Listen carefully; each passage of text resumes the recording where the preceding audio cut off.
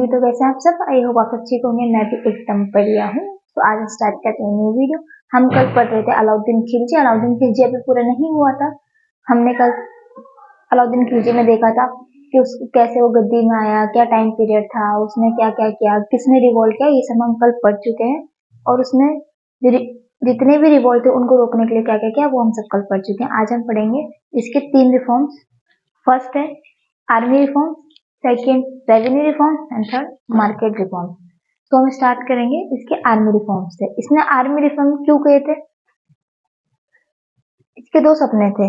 एक तो विश्व विजय करने का। तो विश्व विजय करने के लिए आर्मी भी चाहिए, क्योंकि अगर आप किसी से युद्ध लड़ोगे तो आप खुद तो लड़ोगे नहीं, आपको उसके पीछे के लिए पूरी आर्मी चाहिए, पूरा सपोर्ट चाहिए। तो इसके पास आर्मी उस टाइम हुआ नहीं करती थी, क्योंकि पहले सब लूट मार करते थे। तो जब अगर कहीं किसी को कोई लूटने जाना है तो वो गांव में ढोल पिटवाता था कि हम ऐसे ऐसे वहां जा रहे हैं, ऐसे लूटने जा रहे हैं, अगर किसी को चलना हो तो वो हमारे साथ चल सकता है। तो ऐसे बहुत से लोग चल जाते थे, बहुत से नहीं जाते थे, तो ऐसे हुआ करता था। लेकिन अब इसके लिए हमें प्रॉपर आर्मी चाहिए, उसको ट्रेनिंग भी चाहिए, क्योंकि अगर आप कहीं जंग पे जा रहे हो तो अब ऐसे हर किसी को तो लेके जा नहीं सकते, आपको उसके लिए पूरी ट्रेनिंग होनी चाहिए। तो इसने कहा हम एक काम करते हैं, इसके पहले तो जितनी भी आर्मी है उनको हम करेंगे परमानेंट, कि हर युद्ध में हम वही लेके जाएं, बार बार चेंज करने की जरूरत नहीं पड़े। इसलिए इसने आर्मी को करा था परमानेंट। और उनको अब अगर किसी का कोई काम करता है तो फ्री में तो काम करेगा नहीं, उसको सैलरी चाहिए। अगर आप सैलरी देंगे तो वो आपके साथ काम करेगा, और सैलरी नहीं देंगे तो वो 2 दिन करेगा, तीसरे दिन चला जाएगा। तो कहते हैं ना, 2 दिन काम करेगा, तीसरे दिन बोल देगा अब नहीं होता भैया, पैसे दो तो काम होगा, नहीं तो नहीं होगा। तो ऐसे इसलिए इसने सैलरी फिक्स करी थी आर्मी की, कि अगर युद्ध होगा तो भी आपको सैलरी मिलेगी, नहीं होगा तो भी आपको सैलरी मिलेगी। इसने स्टार्ट करा था परमानेंट सैलरी देना सब, जितने भी आर्मी थे सबको। इसके बाद इसने कहा था अगर आप किसी युद्ध पे जा रहे हो तो आपको ट्रेनिंग चाहिए। तो फिर इसने ट्रेन करवाए थे सोल्जर्स को, जितने भी सैनिक थे सबको इसने ट्रेनिंग दी थी। ट्रेनिंग देने के बाद इसने बोला था कि हम युद्ध लड़ने जहां पे भी जाएंगे, जितना भी लूट का माल होगा वो पूरा तुमने नहीं बटेगा। पहले क्या हुआ करता था, खुंस। खुंस का मतलब होता था खुंस खुंस का मतलब ये होता था कि 20% तो सिर्फ राजा को मिलेगा और 80% मिलेगा आर्मी को। तो इसने कहा अब से ये नहीं होगा, अब से ये होगा कि 20% आर्मी को मिलेगा और 80% सुल्तान को मिलेगा। तो बोला ऐसा थोड़ी चलता है।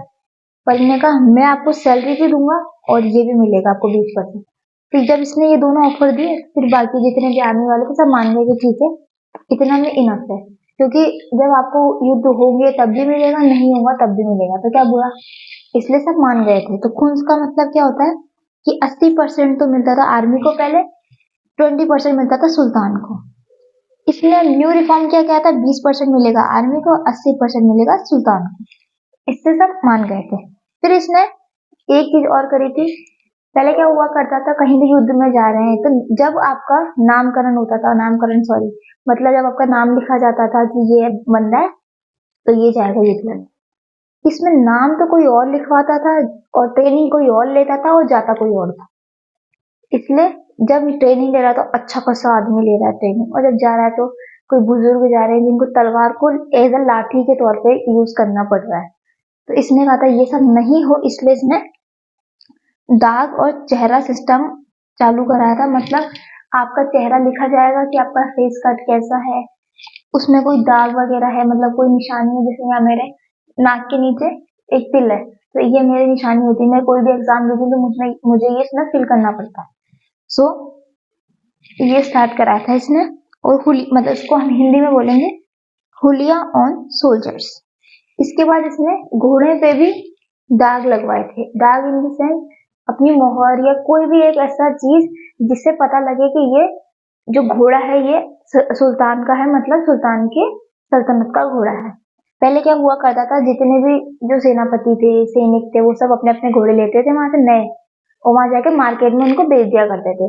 मार्केट में बेच देते मतलब अगर किसी ने उसको 10 सोने के सिक्के में बेचा, वहीं से वो एक बहुत मरियल सा घोड़ा, मतलब उसको एक सिक्के में ले आता था। थोड़े दिन बाद उसकी मृत्यु हो जाती थी। फिर वो जाता था जिससे उसने घोड़ा इशू करवाया कि मेरा घोड़ा मर गया, मुझे दूसरा घोड़ा चाहिए। तो अभी तो मैंने तेरे को नया घोड़ा दिया था 1 महीने पहले, इतनी जल्दी कैसे मर गया? वो कहते हैं कि मृत्यु पे किसी का थोड़ी हाथ है, कभी भी हो सकती है, किसी की भी हो सकती है। तो ये सब नहीं हो इसलिए इसने स्टार्ट किया था घोड़ों का भी हुलिया करना, मतलब उस पर दाग लगाना कि हमको पता लगे ये घोड़ा सल्तनत का है। इसके बाद में इसने रेवेन्यू रिफॉर्म्स करे थे। क्या क्या रेवेन्यू रिफॉर्म्स करे थे इसने? इसने पहला फर्स्ट किया था मसात।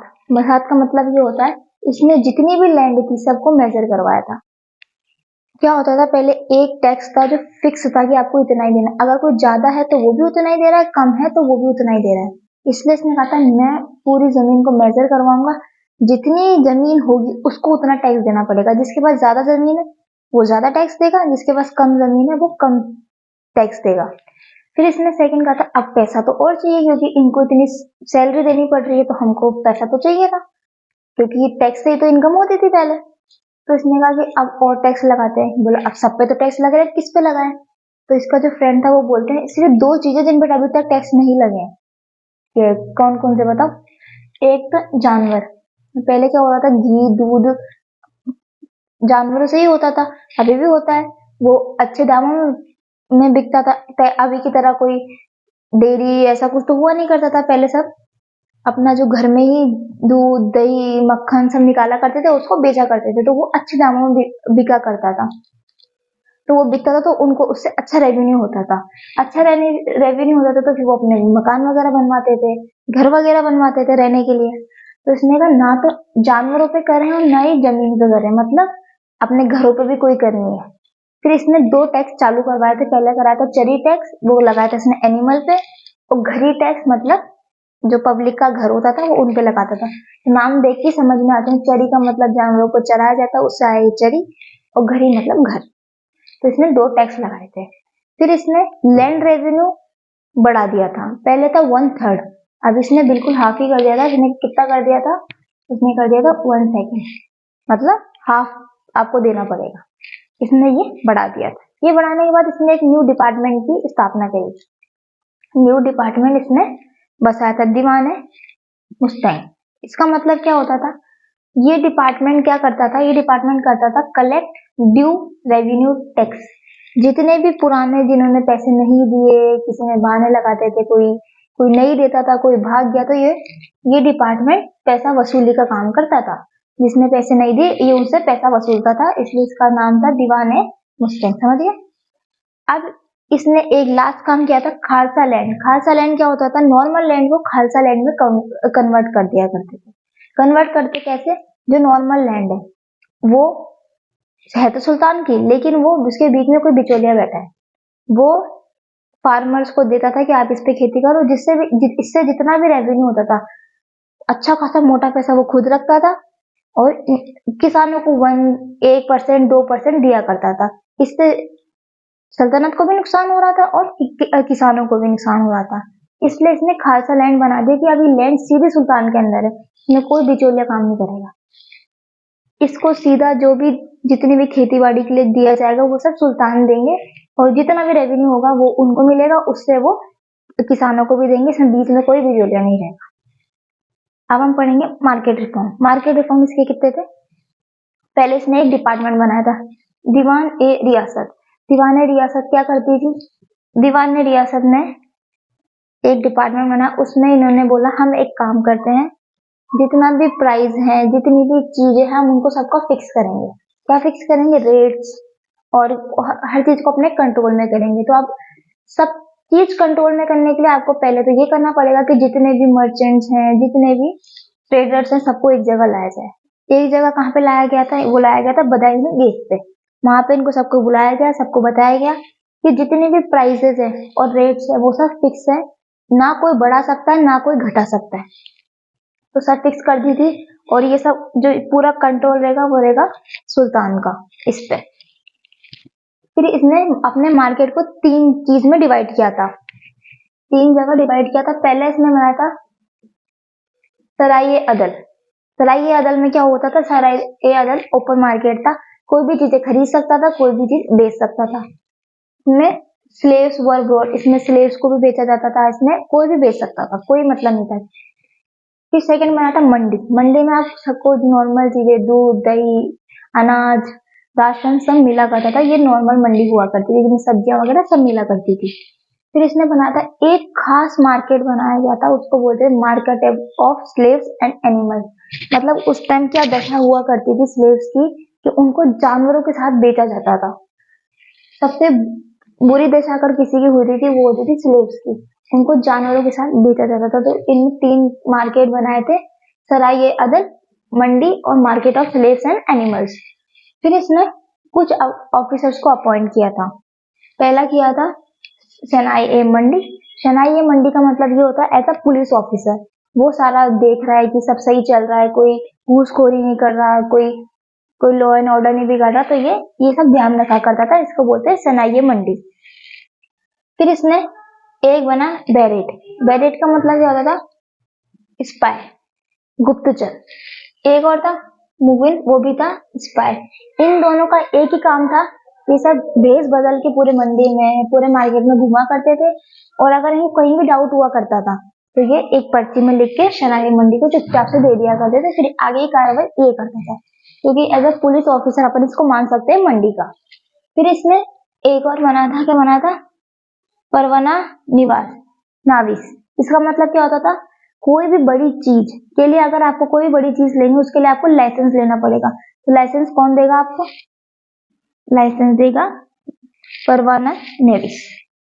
ये आपको लाइसेंस देगा, क्योंकि उस टाइम पे काला बाजारी भी होने लगी थी। कोई कम दाम में महंगी चीज दे देता था, कोई महंगी चीज बहुत ज्यादा महंगी चीज में देता था, तो इसकी रेट फिक्स नहीं हुआ करती थी। इसलिए इसने लाइसेंस बनाया कि लाइसेंस के अकॉर्डिंग आपको जिस रेट में चीज तय हुई है उसी में मिलेगी, और अगर आप ले रहे हो तो आप कोई भी ले सकता है, पर लाइसेंस होना चाहिए आपके पास। तो ये लाइसेंस बनाया करता था। फिर इसने जितनी भी रेट्स थी सबको फिक्स कर दिया और अपने कंट्रोल किया पूरे मार्केट को, रेट फिक्स और कंट्रोल। जितनी भी रेटें थी सब, उससे अलावा कोई नहीं बढ़ा सकता था उसको। और यही था आज का क्लास, आज की टॉपिक। अगर आपको अच्छा लगा तो लाइक कीजिएगा, शेयर कीजिएगा, कमेंट कीजिएगा and subscribe to our YouTube channel with study with Himanshu. इन सब की पीडीएफ आपको हमारे टेलीग्राम पर मिल जाएंगे, उसका लिंक है डिस्क्रिप्शन बॉक्स में। और इसमें ऐसा कुछ याद करने वाला था नहीं, इसमें सब फैक्ट है, आपको पढ़ के सुन के याद हो जाएंगे, इसमें कोई कहानी भी नहीं थी। तो अगर आपको अच्छा लगा तो लाइक कीजिएगा। बाय।